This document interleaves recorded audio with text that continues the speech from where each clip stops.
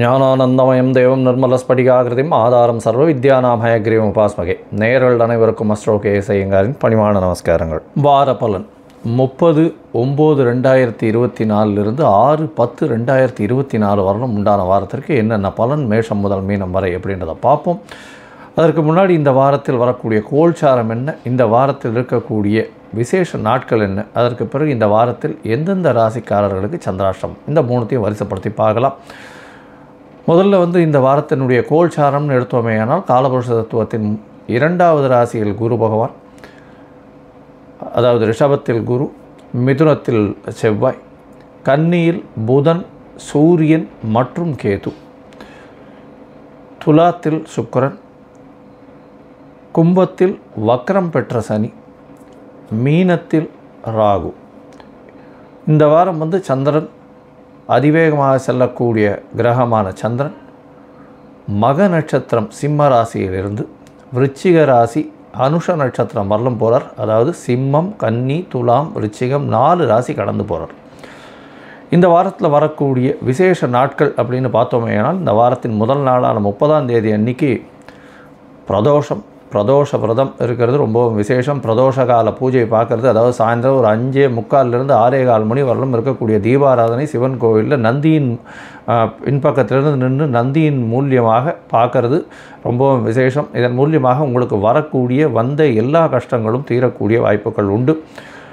அதாவது கடன் வாங்கிட்டு ரொம்ப கஷ்டப்படுறவாள்லாம் இந்த பிரதோஷ விரதத்தை இருக்கிறது கடைபிடிக்கிறது ரொம்ப விசேஷம். அதாவது பிரதோஷத்தை அன்னைக்கு கார்த்தாலிருந்து குளிச்சுட்டு சாமிக்கு பண்ணிவிட்டு அதுக்கப்புறம் சாயந்தரம் இந்த பிரதோஷ தீபாராதனையை பார்த்துட்டு சிவன் கோவிலில் பார்த்தீங்கன்னா 3 தரம் பிரதட்சணம் வருவா. அந்த பிரதட்சணத்தோடு சேர்ந்து போயிட்டு வர்றதன் மூலியமாக உங்களுக்கு எல்லா விதமான பிரச்சனைகளும், உடல் நலத்தில் பிரச்சனைகள் இருந்ததுன்னா அதுவும், அதை தவிர கடன் பிரச்சனைகள் இருந்ததுன்னா அது எல்லாமே போகக்கூடிய வாய்ப்புகள் மிகவும் அதிகம். அதனால் பிரதோஷ விரதம் இன்றைக்கி இருக்கிறது ரொம்பவும் நல்லது. இந்த வாரத்தில் பார்த்தீங்கன்னா மாகாளய அமாவாசை 2/10/2024 அன்னைக்கு மிகப்பெரிய விசேஷம். பித்ருக்களினுடைய தோஷங்கள் சாபங்கள் அப்படின்னு சொல்லக்கூடியதெல்லாம் நீங்கக்கூடிய விஷயம். பித்ருக்கள் தோஷங்களா சாபங்களான்ற ஒரு விஷயத்தை பற்றி பித்ருக்கள் தோஷங்களும் புரட்டாசி மாதமும் பித்ருக்கள் தோஷங்களும்னு ஒரு ஆர்டிக்கல் போட்டிருக்கேன், ஒரு 15-20 மினிட்ஸுக்கு, அதையும் பாருங்கள். இந்த வாரத்தில் பார்த்தீங்கன்னா மகாலய அமாவாசை பித்ருக்களுக்கு செய்ய வேண்டிய கைங்கரியங்கள் செய்யணும். யாரெல்லாம் எள்ளு வச்சு தர்ப்பணம் பண்ணலாமோ அவர்கள் பண்ணணும். அப்போ 3 ஆறுகள் சேர்கிற இடத்துல கூடுதுறையில் பண்ணக்கூடியது ரொம்ப விசேஷம். இல்லைன்னா ஆறு, கிணறு இந்த மாதிரியான பூமியிலேருந்து சுரக்கக்கூடிய தண்ணி வர இடத்துல பண்ணுறது ரொம்ப விசேஷம். அதே மாதிரி அது இல்லாத பட்சத்தில் பித்ருக்களுக்கு இது பண்ணிவிட்டு அதுக்கப்புறம் கோவிலில் கொண்டு போய் உங்களால் முடிஞ்ச அளவுக்கு தான தர்மங்கள் செய்கிறதும், ஏழை எளியவர்களுக்கு தான தர்மங்கள் செய்கிறதும் மிகவும் ஏற்றத்தை கொடுக்கும். இந்த வாரத்தில் அது ரொம்ப முக்கியமான விசேஷமான ஒன்று. இதை கண்டிப்பாக பண்ணணும். எல்லாரும் பண்ணுறது ரொம்பவும் நல்லது. தாய் தந்தையர் இல்லாதவர்கள் கண்டிப்பாக பண்ணணும். இந்த வாரத்தில் பார்த்தீங்கன்னா நவராத்திரி ஆரம்பம், அதாவது அமாவாசைக்கு அடுத்த நாள் பிரதமையிலிருந்து 9 நாட்கள் கண்டினியூஸாக நவராத்திரின்னு சொல்லுவோம். 9 இரவுகள்.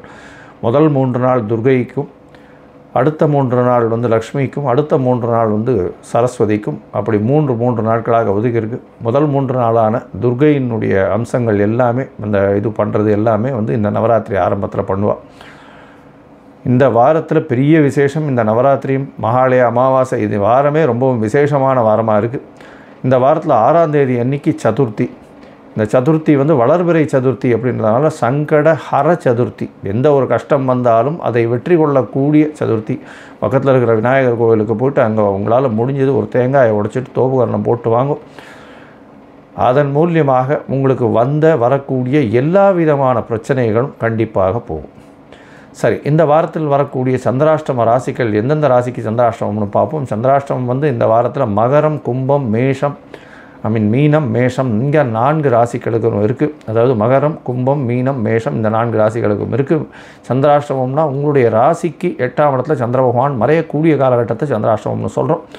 மதிகாரகன் மறைந்திருக்கக்கூடிய காலகட்டத்தில் தவறான முடிவுகள் எடுக்கக்கூடும். அதனால் முடிஞ்சவர்களும் இந்த காலகட்டத்தில் புதிய முடிவுகள் வேண்டாம், வெளியூர் வெளிநாட்டில் பிரயாணங்கள் வேண்டாம்னு சொல்கிறோம். தவிர வந்து இப்போ எந்த ஒரு முயற்சியும் இந்த காலகட்டத்தில் எடுக்க வேண்டாம். ஒருவேளை எடுக்க வேண்டிய கட்டாயம் இருந்தது, நீங்கள் ஏற்கனவே சொல்லிட்டீங்க அந்த நாளில் பண்ணியே ஆகணுன்ற கட்டாயம் இருந்ததுன்னா, அருகில் இருக்கக்கூடிய விநாயகர் கோயிலில் போய் ஒரு பசும்பால் ஒரு 1/2 டம்ளர் கொடுத்துட்டு போங்க. சந்திராஷ்டமத்தின் தாக்கம் நிச்சயமாக குறையும். சரி, இப்போ மேஷம் முதல் மீனம் வரை ஒரு ராசிக்கா எப்படி இருக்குது? 30/9/2024 6/10/2024 வரை எப்படி இருக்குன்னு பார்ப்போம். அதற்கு முன்னாடி என்னுடைய மொபைல் நம்பர் கீழே ஸ்க்ராலிங்கில் போயின்னு இருக்கோம். உங்களுக்கு அஸ்ட்ராலாஜிக்கல் கன்சல்ட் தேவைப்பட்டதுன்னா எனக்கு ஃபோன் பண்ணுங்கள். உங்களுடைய date, time, place of birth, உங்களுடைய பெயர், தாய் தகப்பனார் பெயர் அனுப்புங்க. என்னுடைய கட்டணம் என்னன்றதை தெரிவிக்கிறேன். அதற்கு பிறகு உங்களுடைய ஜாதகத்தை போட்டு சந்தி இருக்கான்னு பார்க்கணும். முதல்ல பாத சந்தி, நட்சத்திர பாத சந்தி, அதை தவிர லக்ன சந்தி இருக்கா, இது எல்லாத்தையும் பார்த்துட்டு அதற்கு பிறகு உங்களுடைய ஜாதகத்தை போட்டு அதுக்கப்புறம் உங்களுக்கு அப்பாயின்மெண்ட் தரேன். பொதுவாக மோஸ்ட் ஆஃப் த பீப்புள் என்கிட்ட வர்றவாளுக்கு சந்தி ரொம்ப அதிகமாக இருக்குது. துலா ராசி நினச்சின்னு இருப்பா, ரிச்சிக ராசி விசாக நட்சத்திரமாக இருக்கும். அதே மாதிரி ரிஷப ராசின்னு சொல்லிட்டு இருப்பா, மிருகசீரிஷம்னு. ஆனால் மிதுன ராசியில் இருப்பா. அதனால் எந்த ராசின்னே தெரியாது. ஏன்னா இந்த உடைந்த நட்சத்திரங்களாகட்டும் அந்த மாதிரியான நட்சத்திரங்கள் வரும்பொழுது கண்டிப்பாக வந்து எந்த ராசியில் இருக்கா அப்படின்றது முழுமையாக தெரியாமல் இருக்கிறதுனால அவள் எந்த ராசிக்கு அவளுடைய ராசி என்ன, அதுக்கு என்ன அர்ச்சனை பண்ணணுன்றதே தெரியாமல் போகிறது.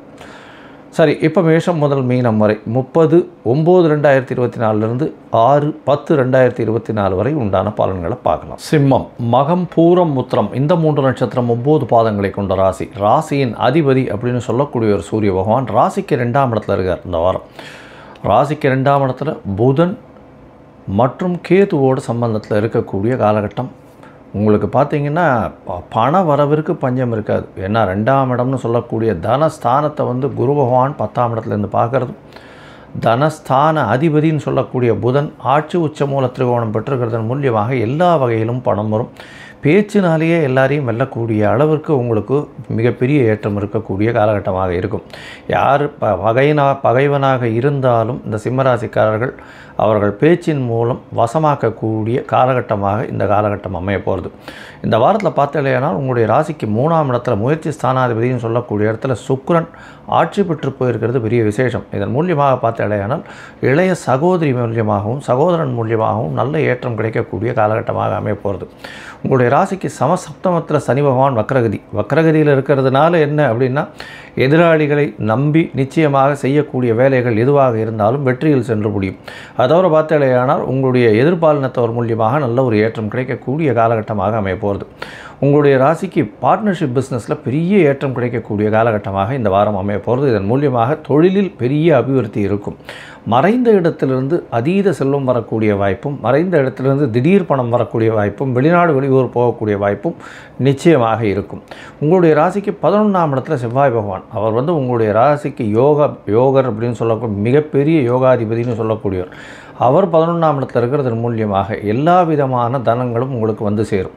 ஏன்னா உங்களுடைய ராசிக்கு 4, 10க்கு 9க்கு உண்டானவர் செவ்வாய் பகவான். அவர் உங்களுடைய ராசிக்கு 11ஆம் இடத்துல இருக்கிறது பெரிய விசேஷம். இதன் மூலியமாக பார்த்தேனால் செய்யக்கூடிய தொழில் எல்லாவற்றிலும் வெற்றி கிடைக்கும். மேல் படிப்புக்கு அயல்நாடு போகக்கூடிய பாக்கியம் நிச்சயமாக கிடைக்கும்.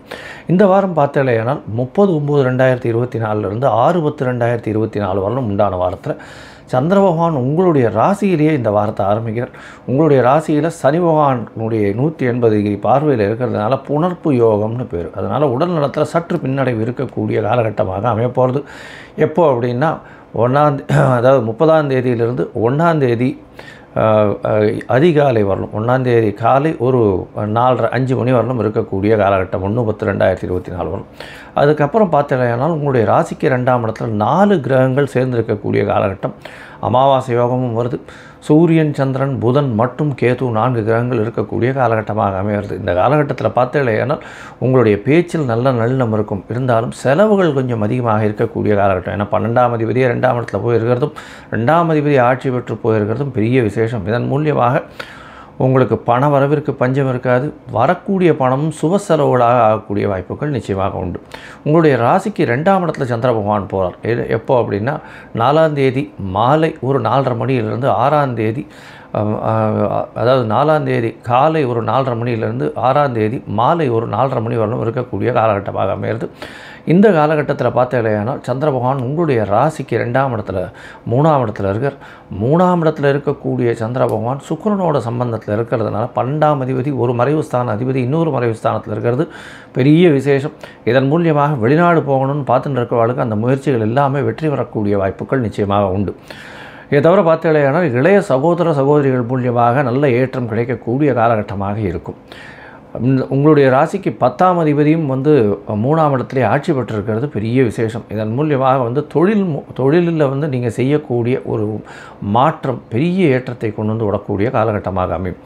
உங்களுடைய ராசிக்கு பார்த்தீங்கன்னா 4ஆம் இடத்துல சந்திர பகவான் போகிறார். நீச்சப்பட்டிருந்தாலும் குருவின் பார்வையில் இருக்கிறது பெரிய விசேஷம். இதன் மூலியமாக குரு சந்திர யோகம் அமைகிறது.